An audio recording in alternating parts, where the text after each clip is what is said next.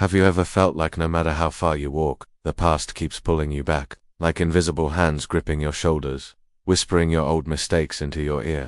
You try to move on, but something inside keeps saying, you're not ready, you're not worthy, you'll fail again. Maybe it's a broken relationship that still hurts when you try to trust again. Maybe it was a decision that cost you an opportunity, or words you desperately wish you could take back. Or maybe it is just the memory of who you used to be, the one you just can't seem to forgive. The truth is, we all carry invisible bags on our backs, bags filled with regret, guilt, and pain. Some are light, some are unbearably heavy, but every single one of them slows us down. And yet, we rarely stop to ask ourselves the most important question: do I really need to keep carrying all of this? Because if you never drop yesterday's weight, you'll never be free to walk into tomorrow. Let me tell you a story about two travelers, one burdened by the past, and one free to live in the present. Long ago, in a small village surrounded by misty mountains, there lived two young men, Hamza and Zion. Both were dreamers, both eager to explore the world beyond their little valley. One morning they decided to journey to a distant town in search of opportunity. Before leaving, Hamza's mother handed him a large bag filled with old tools, broken pots, and random bits of metal. "Keep these," she said. "You might need them someday."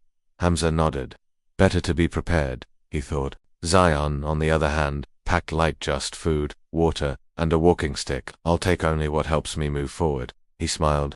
As they began their journey, Hamza felt proud of his heavy bag.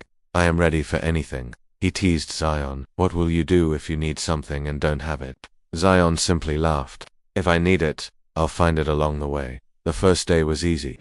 The air was cool, and both men laughed and shared stories. But as the sun climbed higher, the road turned steep. The weight on Hamza's shoulders grew heavier with every single step. Sweat rolled down his face, his back ached, his breath shortened. Meanwhile, Zion walked with light steps, humming a tune, smiling at the beauty all around him, the wildflowers, the chirping birds, the glimmer of the sun on the river. Hamza, bent under his load, saw none of it. His world had narrowed to just pain, dust, and exhaustion. "Brother," Zion said kindly, "why don't you throw away some of those things? You don't need all of that." Hamza shook his head stubbornly. "These things are part of my past. What if I need them later? What if letting them go makes me weaker?" Zion sighed, but said nothing more. He understood some lessons. Life only teaches through struggle.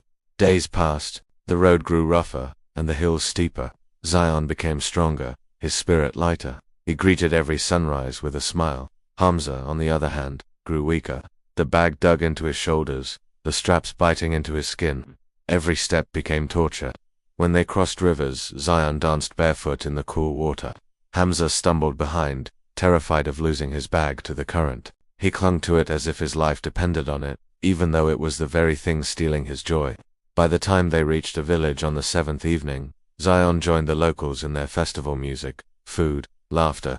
Hamza sat outside, his face pale, his back bent, his hands trembling.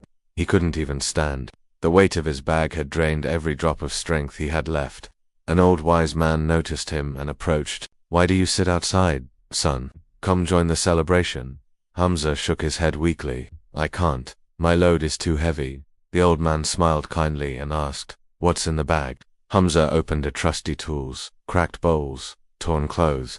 "Things from my past," he said quietly. "I've carried them for years. I can't just leave them behind." The old man's eyes softened. "Son, your bag isn't heavy because of its weight. It's heavy because of your unwillingness to let it go." Hamza stared at him, confused. The old man continued, "You see, your past is stealing your present. You can't dance while holding yesterday's ghosts. You can't move forward while chained to what no longer serves you." Hamza looked back into his bag. Everything inside was useless pieces of wood, rusted metal, tattered cloth. None of it had value anymore. And yet, he had protected it, carried it, suffered for it because he believed it was part of him. Tears filled his eyes. For the first time he understood. The burden was never the bag, it was his attachment to it. That night, under the moonlight, he stood by the edge of the village and slowly set the bag down. He opened his hands, his heart trembling, and walked away. And for the first time in years, he felt light.